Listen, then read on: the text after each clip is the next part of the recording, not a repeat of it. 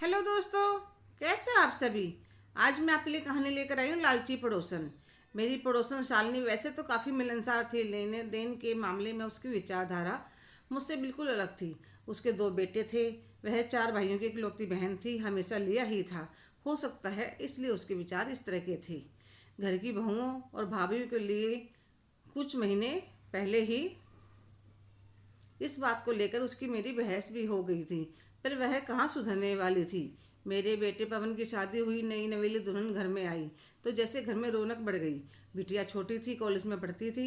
नंद भाभी की आपस में खूब पढ़ती थी। बहू और बेटा दोनों नौकरी करते थे।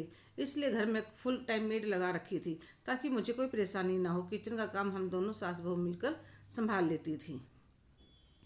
छुट्टी वाले दिन एक साथ घूमने जाते, बाहर डिनर करके आते। घर में चारों तरफ खुशियां थी।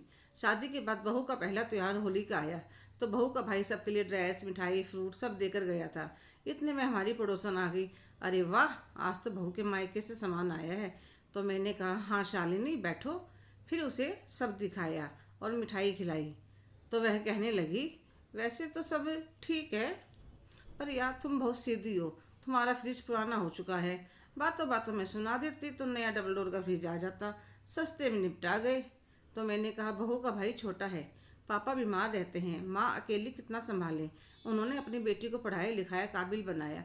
अरे हमने अपने बेटे पर मेहनत करी तो हम उसका सुख भोग रहे हैं।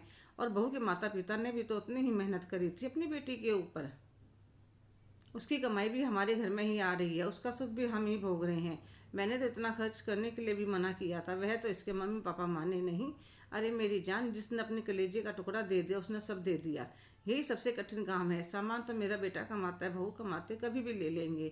वह उठकर चली गई। उसे जाता हुआ देखकर मैं यही सोच रही थी, एक बेटी तो सबकी होनी चाहिए, तभी वह दूसरे के त्याग को समझ सकता है।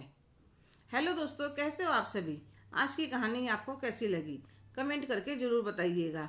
अगर आप मेरे चैनल पर नए हैं तो लाइक, शेयर, सब्सक्राइब करना ना भूलें। धन्यवाद।